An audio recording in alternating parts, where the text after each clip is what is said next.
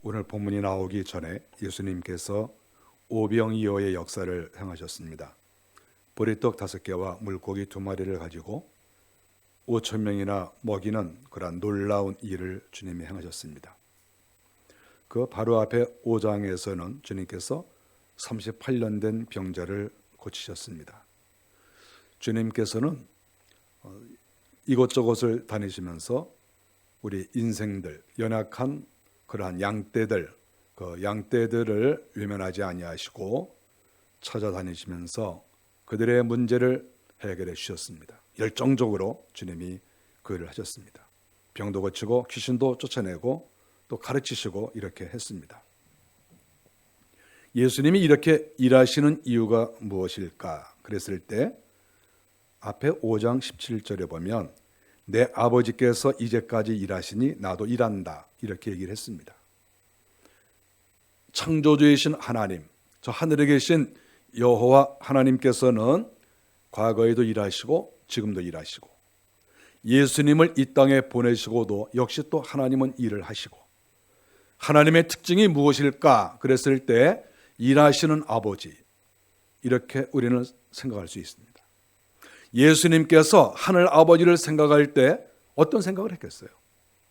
우리의 아버지는 저 하늘에 계시지만 이 땅에 계시는 것처럼 날마다 일하신다.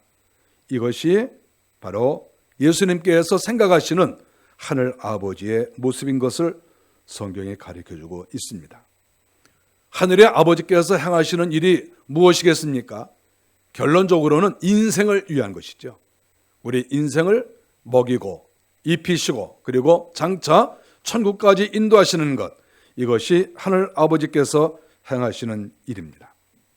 예수님께서 오늘 본문 27절에 보니까 인자는 아버지 하나님께서 인치신 자니라. 예수님이 이 땅에 오신 것은 스스로 오신 것이 아니라 하늘 아버지께서, 일하시는 아버지 하나님께서 예수 그리스도를, 아들을 이 땅에 보내셔서 너도 이 땅에서 일하라. 내가 이렇게 일하는 것처럼 내 아들도 이 땅에 내려가서 열심히 일하라. 이렇게 사명을 주신 것이죠. 그래서 성경에서는 그것을 인치신 자니라 이렇게 표현을 한 것입니다. 하나님께서 인정하시고 하나님께서 도장을 찍으시고 너는 이제 나처럼 이 땅에 내려가서 내 백성들, 내 양떼들을 위해서 일하라. 이렇게 명령을 하신 것입니다. 그러므로 우리 예수님께서 이 땅에서 열정적으로 일한 것은 하나님의 명령을 받들고 일하신 것이고 결국 백성들을 위하신 것입니다. 예수 그리스도는 어떤 특정한 나라나 어떤 정치 세력을 위해서 일하신 것이 아니고 이 땅의 모든 약하고 가난하고 병들고 신음한 모든 인생들을 위해서 우리 주님은 일하시는 것이고 예수님께 나오는 자는 한 사람도 주님께서 외면하지 아니하시고 다 그들을 우리 주님께서 영접하신다. 이렇게 성경에 말씀을 하고 있습니다. 특별히 예수님께서 이 땅에서 일하시는 가장 중요한 목적이 무엇이냐 하면 35절에 보니까 백성들에게 영생을 주기 위해서다. 이렇게 말씀을 했습니다. 영생이라고 하는 것은 무엇입니까? 영생이라는 것은 영원히 사는 것인데 그 영원히 사는 것은 사실 영적인 것을 더 많이 말하고 있는 것이죠. 영적으로 오래 사는 것, 영원히 사는 것입니다. 그러나 여기서 중요한 것은 하나님과 함께, 이것이 중요한 것이죠. 영생이라고 하는 것은 하나님과 함께 죽지 아니하고 영원히 사는 것, 이것을 영생이라고 말할 수가 있습니다. 우리는 우리의 육체도 중요합니다. 당연히 몸 관리를 잘 해야 됩니다. 요사이 우리나라는 우울증, 정신병, 이런 치매 이런 것들이 폭발적으로 증가하고 있다고 다들 염려하고 있습니다. 그만큼 이 세상이 복잡하고 힘들고 어렵다는 뜻이지요. 우리가 그런 세상에서 우리의 몸 관리를, 정신적으로도 관리를 잘 해야 됩니다. 귀신에게 또 공격을 당한 사람도 이 땅에 많이 있습니다. 우리가 이러한 때에 하나님의 은혜를 받아야만 살 수가 있습니다. 하나님께서 우리에게 은혜를 주시고 내 속에 생명을 주시고 이렇게 해야 이 땅에서 우리가 풍성하게 살고 장차 하늘나라 올라가서도 영생할 수 있다. 이렇게 말할 수가 있는 것이지요. 35절에 나는 생명의 떡이니 내게 오는 자는 결코 줄이지 아니할 터이요 나를 믿는 자는 영원히 목마르지 아니하리라. 나는 생명의 떡이다. 주님께 오면 내 육체도 살고 영혼도 살고 우리의 상처도 치료되어지고 우리 인생의 문제도 해결되어지고 하는 것이죠. 정말 우리는 인생을 살면서 생명의 떡이신 예수 그리스도를 만났다고 하는 것, 그분을 믿는다고 하는 것은 이것은 엄청난 축복이라고 저는 생각합니다. 우리 인생이 예수님을 만나지 못하면 갈 바를 알지 못해요. 어떤 것이 원리인지, 어떻게 살아야 되는 것인지, 어떻게 해야 잘 사는 것인지 이걸 잘 알지 못해요. 결국은 방황하고 이 땅에서 망조가 들리는 그러한 인생을 살 수밖에 없어요. 그러나 예수 그리스도를 만났더니 그분께서 우리에게 생명의 떡을 주시고 줄이지 않게 하시고 갈증을 느끼지 않게 하시는 거죠. 예수 그리스도를 모시면, 예수님이 내 속에 들어와 계시면, 성령께서 내 속에 들어오시면 우리는 이 땅에서 갈증을 느끼지 않아요. 어떠한 것에도 갈증을 느끼지 않고 날마다 감사하고 기쁘고 내 속이 촉촉해지고 내가 살아나는 느낌, 살고 있는 느낌, 내 속에서 생수가 넘치고 내 속에서 무엇인가 새싹이 자라는 그런 느낌을 우리가 가질 수가 있어요. 예수를 진실로 믿는 분들은 다 이렇게 말씀을 하십니다. 그러므로 우리 주님께서 내가 생명의 떡이다.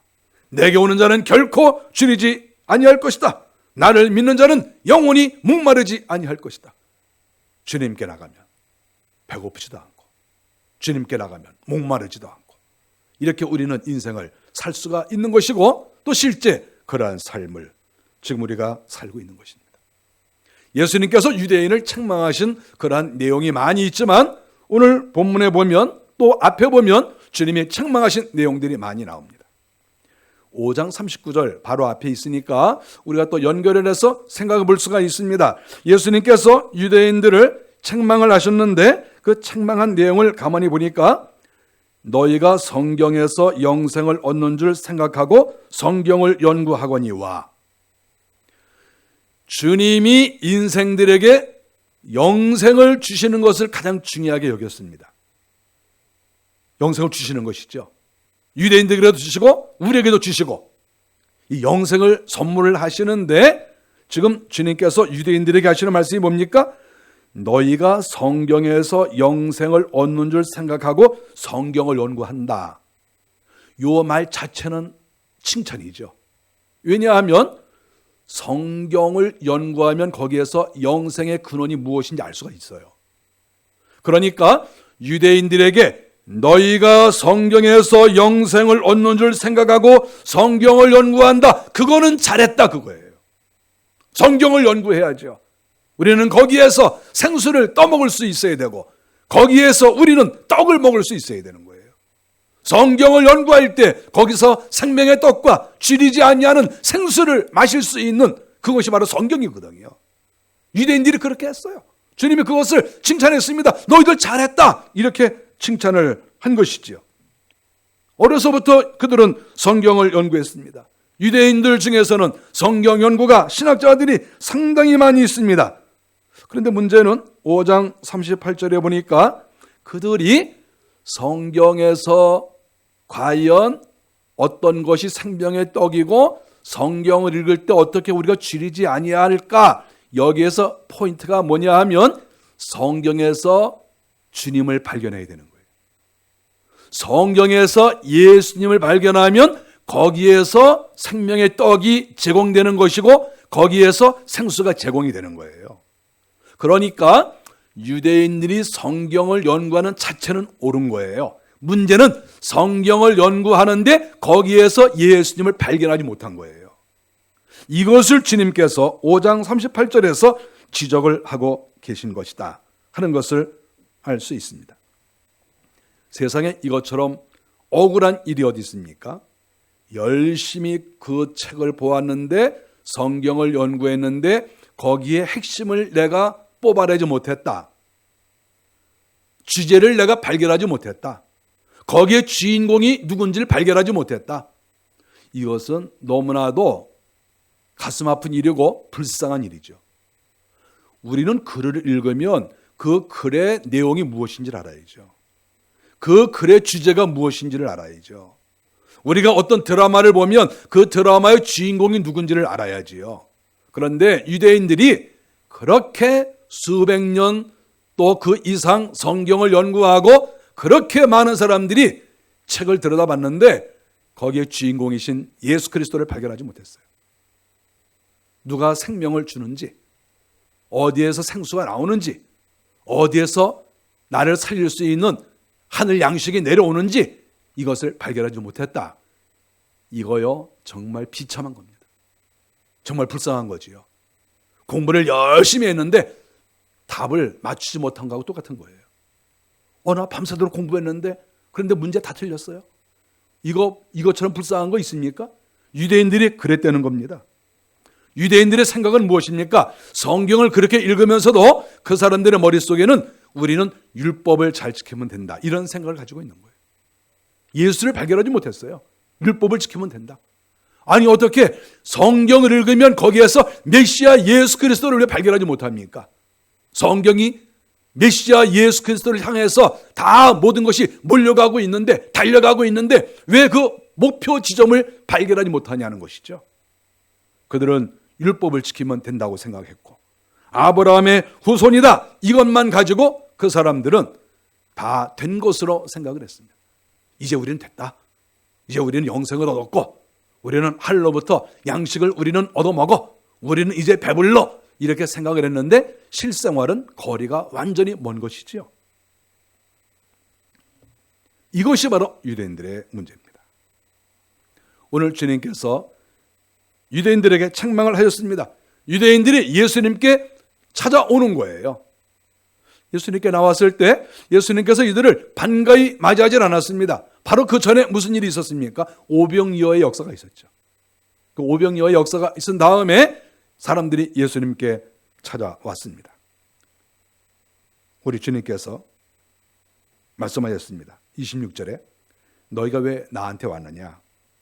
너희가 나한테 온 것은 먹었기 때문에, 배불렀기 때문에 너희가 나한테 온 것이 아니냐? 우리가 사실 생각해 보니까 먹을 것을 누가 줬어요? 예수님이 줬습니다. 예수님이 먹을 것을 주었으니까 먹을 거 먹고 감사해서 또 먹으려고 예수님께 온 것을 뭐 그렇게 크게 잘못됐다고 볼 수는 없죠. 근데 주님이 이 부분에 대해서 책망을 하셨습니다. 주님이 하시는 의도가 뭐냐면 27절에 썩을 양식을 위하여 일하지 말라, 이렇게 말씀하신 거예요.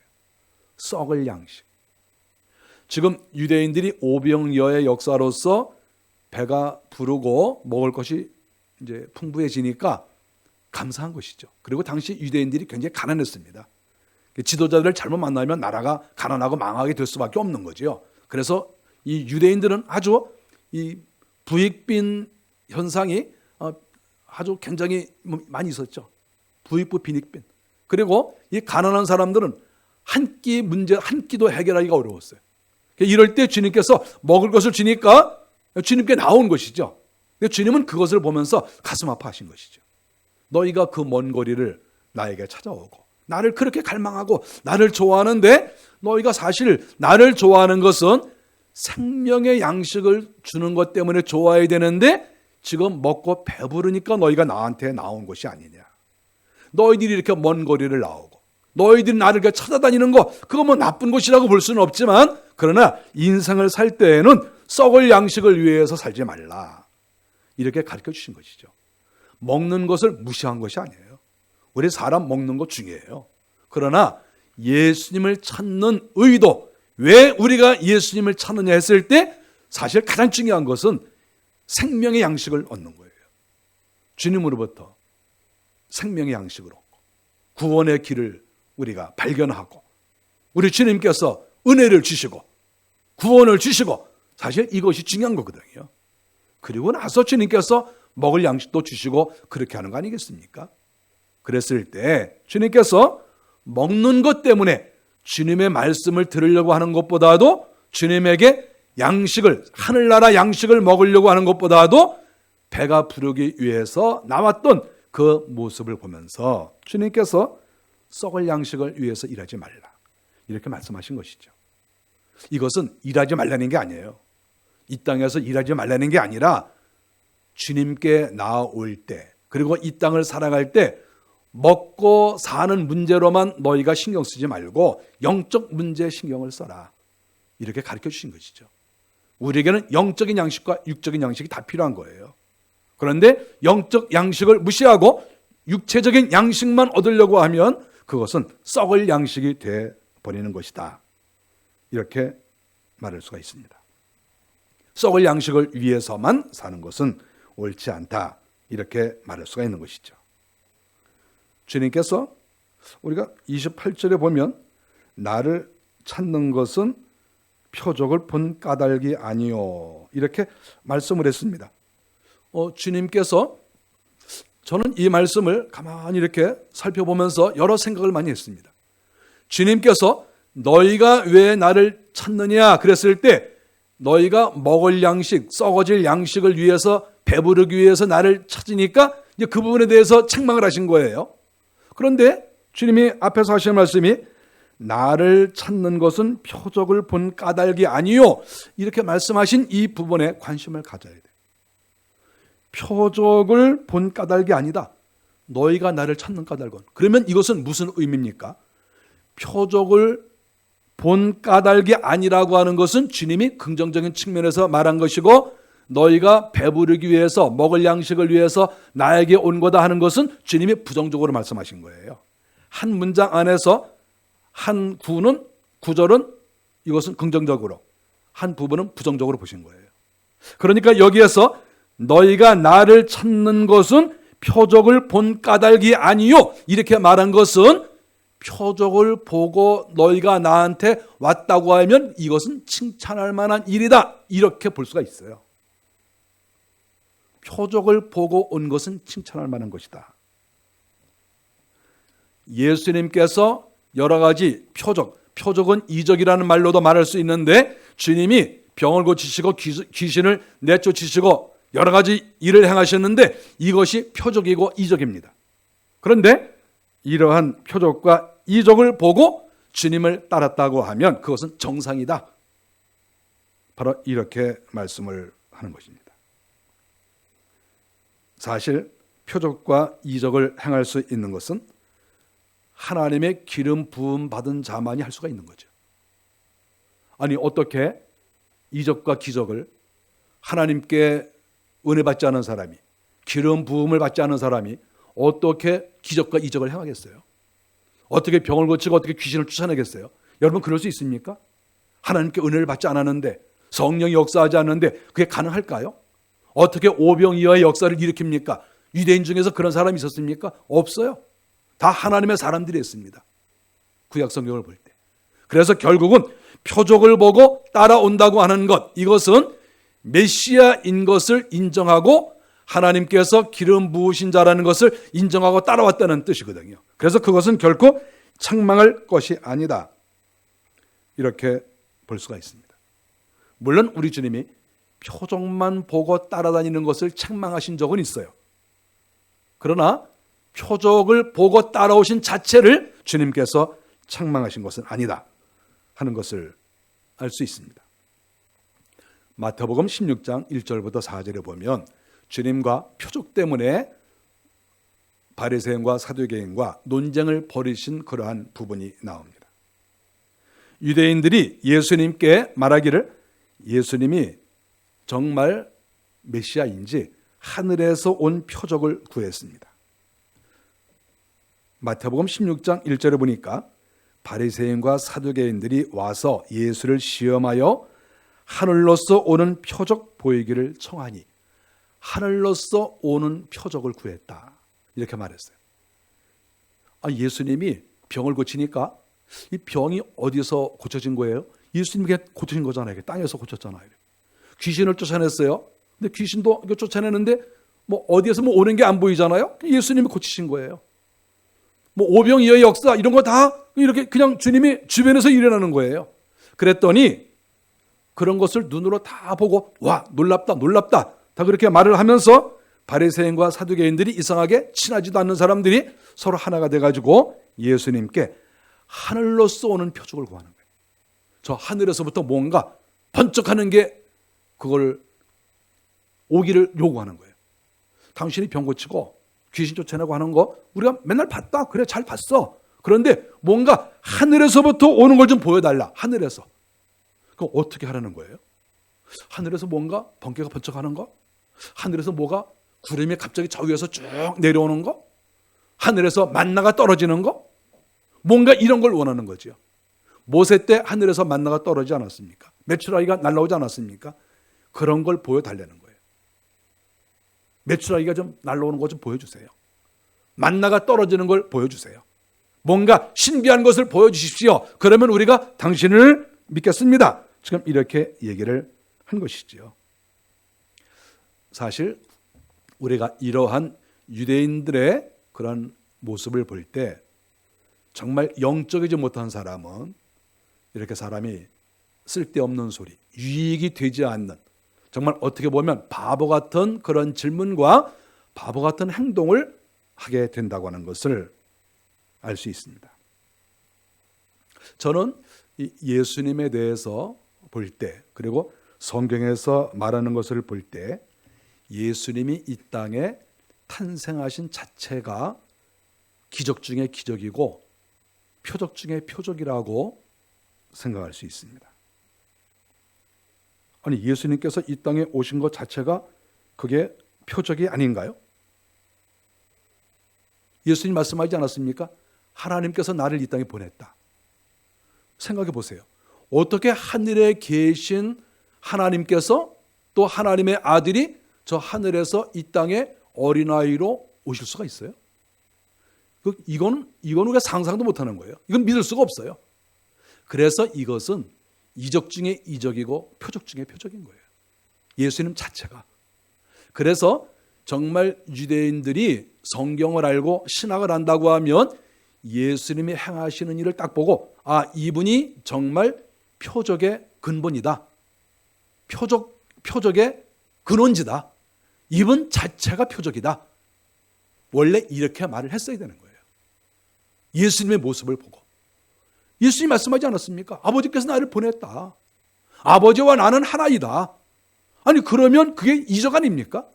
그런데 예수님 자체가 이적이고 표적인데 또 다른 것을 보여달라.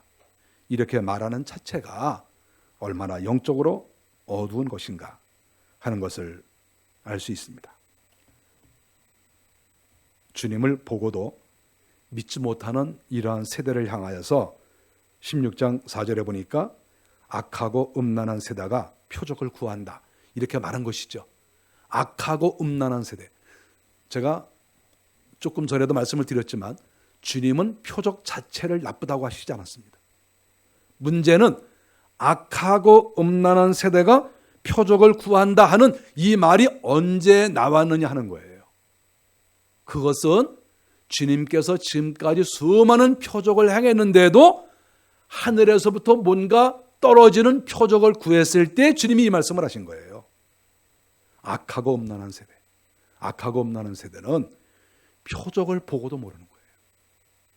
하나님께서 기름을 부으신 그러한 메시아를 보고도 몰라보고, 하나님의 아들이 행하시는 이적을 보고도 또 다른 새로운 것을 요구하는 그러한 측면에서 악하고 음란한 세대가 표적을 구한다.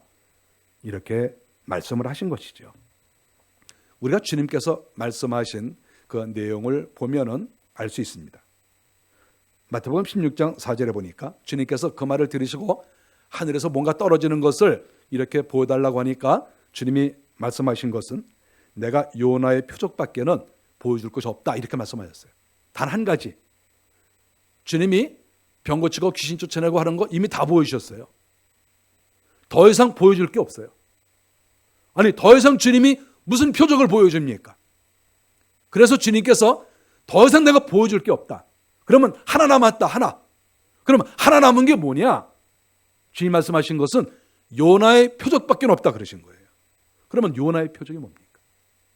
요나가 다시스로 내려가다가 풍랑을 만나서 배가 파산될 뻔하고 요나가 바다에 던져져서 고기 뱃속에 들어갔습니다. 3일 동안 있었어요. 그랬다가 요나가 사흘 만에 고기의 배에서 나왔습니다. 이것은 예수님의 죽으심과 부활을 가리키는 거예요. 사흘 동안 고기의 뱃속에 있었던 것처럼 주님께서 무덤에 계셨다가 또 요나가 밖으로 사흘 만에 나온 것처럼 예수님도 사흘 만에 부활하신다 하는 거예요. 여기서 주님이 말씀하신 것을 우리는 평생 기억해야 돼요. 내가 다른 표적은 더 이상 보여줄 게 없다. 내가 무슨 표적을 더 보여주냐? 내가 지금까지 보여줬는데 하나 남은 거? 그거 요나의 표적밖에 없다. 그게 무엇이냐? 내가 죽었다가 사흘 만에 살아나는 것이다.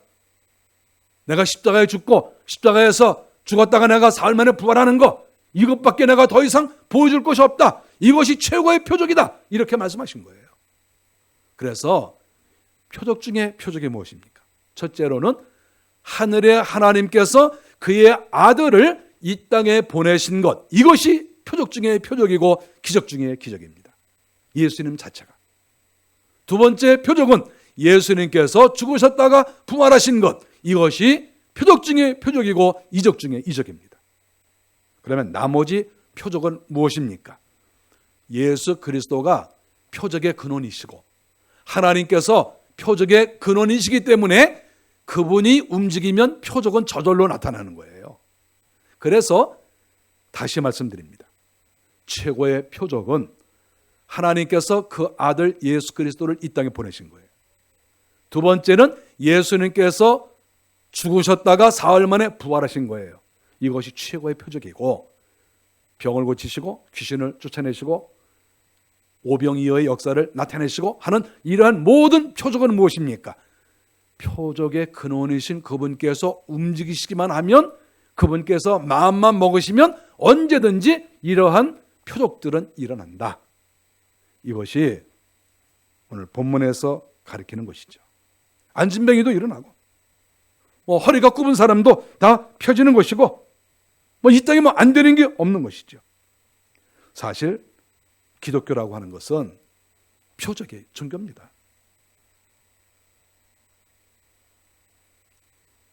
마태복음 24장 24절에 보면 당시 거짓 선지자들도 큰 표적과 기사를 보이면서 미혹한 거예요. 사람들을 미혹할 때 그냥 따라가겠습니까? 자기들도 마술을 부리고 이렇게 해서 한 것이지요. 예수님께서 안진뱅이를 고치셨을 때 요한복음 6장 14절에서 그때 그 사람들이 예수의 행하신 그 표적을 보고 말하되 이는 참으로 세상에 오실 그 선지자라. 예수님이 안진뱅이를 고치시니까 이 사두개인과 바리새인이 아닌 정상적인 사람들이 고백을 한 것이 이는 참으로 세상에 오실 그 선지자라. 이분들은 정상적으로 깨달은 것이죠. 안진뱅이를 일으킬 자는 메시아가 아니면 안 된다. 그러니까 예수 그리스도는 메시아다. 이렇게 인정한 사람들도 있는 거예요. 예수님을 믿을 때 말씀만 듣고 믿은 게 아니에요. 예수님이 행하신 표적과 기적과 이적을 다 보고 사람들이 인정하고 주님을 따랐다는 것을 성경에서 가르쳐주고 있습니다. 오늘 성경에서 말한 것처럼 성도들이 이 땅에서 일을 해야 되는데 어떤 일을 하는 것이 가장 중요한가? 성경 29절에 보니까 하나님이 보내신 일을 믿는 것이 하나님의 일이다. 우리는 이 땅에서 할 일이 많습니다. 경제활동도 해야 되고 여러 하는 일이 많아요. 그런데 하나님의 일이 하고 싶어요. 이것이 너무나 소중한 것이고 하나님의 일을 하는 것은 이것은 평생 가는 거예요. 하나님이 기억하는 것. 내가 이 땅에서 썩을 양식을 위해서 일하는 경우가 많습니다. 정말 의미 없는 일, 쓸데없는 일, 쓸데없는 곳에 시간 낭비 굉장히 많이 해요. 그런데 만일에 하나님의 일이 하고 싶다. 저 정말 하나님 일 하고 싶어요. 하나님께 충성하고 싶어요. 이런 마음이 있을 때 우리는 주님의 음성을 들어야죠. 주님이 하신 말씀 29절 하나님이 보내신 이를 믿는 것이 하나님의 일이다. 하나님이 보내신 이가 누구라고 했습니까? 예수 그리스도 아닙니까? 예수 그리스도. 예수 그리스도가 하늘에서 이 땅에 오시고 예수 그리스도가 우리의 죄를 용서하시기 위해서 십자가에 달려 죽으셨다가 사흘 만에 부활하셨다. 그리고 그 주님이 지금도 하늘 보좌에 계시고 지금도 우리와 함께 하신다. 그 예수 그리스도를 잘 믿는 것이 하나님의 일을 하는 것입니다. 유대인들이 질문을 해서 그런 말씀을 하신 것이죠. 28절에 유대인들은 어떻게 하여야 하나님의 일을 하오리까? 이렇게 질문을 한 거지요. 우리가 어떻게 하여야 하나님의 일을 잘하겠습니까? 율법을 잘 지켜야 됩니까? 무슨 일을 해야 됩니까? 이렇게 질문했을 때 하나님이 보내신 그 일을 잘 믿어라. 즉 예수 그리스도를 잘 믿어라. 표적과 이적의 근원이신 영생을 주시는 생명의 양식을 나누어 주시는 그를 믿는 것이 하나님을 잘 믿는 것이다. 하나님의 일을 하는 것이다. 이렇게 주님께서 말씀을 하신 것입니다. 5장 24절에 보면 또 다른 말씀을 하나 하셨습니다. 5장 24절 내 말을 듣고 나 보내신 이를 믿는 자는 영생을 얻었고 심판에 이르지 아니하리니 사망에서 생명으로 옮겼느니라. 내 말을 듣고 나 보내신 이를 믿는 자는 예수님의 말씀이에요. 그러니까 바로 앞에서는 즉 6장 29절에서는 나를 보내신 이를 믿는 것이 하나님의 일이다. 성부 하나님에게 초점이 있는 것이죠. 그래 성자에게 초점이 있는 것이죠. 왜냐하면 하나님이 보내신 이 그랬으니까 이것은 예수 그리스도이죠. 초점이 예수님에게 있는 것이에요. 그런데 5장 24절에서는 내 말을 듣고 나 보내신 이를 믿는 자, 나 보내신 이, 그러면 누구십니까? 하늘에 계신 아버지를 가리키는 것이죠. 그러니까 결국은 예수님은 하늘 아버지를 잘 믿어라. 그리고 하나님께서 보내신 나를 잘 믿어라. 성부와 성자를 다 강조했다. 이것이 오늘 본문에서의 내용입니다. 35절 우리가 하나님을 믿고 예수 그리스도를 믿고 주님께 가기만 하면 영원히 배부르거나 배고프거나 목마르지 않는다. 이렇게 말씀을 하셨습니다. 우리가 사는 길은 주님께 나가는 길입니다. 하나님께 나가고 주님께 나가고 정말 사모하고 거기에는 기적과 이적이 있고 거기에는 생명이 있고 거기에는 줄이지 아니하는 생수가 있고 거기에는 내 배를 내 영적인 그러한 양식이 되는 그러한 양식이 거기에 있다. 이런 마음을 가지고 성부 하나님 그리고 성자 예수 그리스도에게 나아간다고 하면 우리의 삶은 이 땅에 있을 때에나 저 하늘나라에 갔을 때에나 우리에게는 풍성한 삶이 기다리고 있다 하는 것을 성경이 가르쳐주고 있습니다. 그래서 우리는 이 땅을 살아가면서 어떤 특정한 정치 지도자들을 너무 좋아할 필요가 없어요. 너무 이렇게 신경 쓰지 마세요. 너무 좋아하지 마세요. 세상의 정치가들은 우리를 실망시킬 때가 많습니다. 실망시킬 때가 많은 게 아니라 대부분 실망을 시켜요. 대부분. 그래서 연세가 많으신 분들은 별로 기대를 하지 않습니다. 우리가 기대할 분은 예수 그리스도이시다 하는 것을 우리가 명심해야 될 것입니다. 우리 주님을 따라가면 주님께 가까이 가면 이적과 기적은 항상 나타나는 거예요. 늘 나타납니다. 그리고 주님이 우리를 붙잡으셔서 영원히 이 땅에서 살 수 있고 또 장차 죽어서 하늘나라에 올라갔을 때 주님께서 또 우리를 책임져 주시고 영생에 이르도록 하신다는 것을 성경에서 가르쳐 주고 있습니다.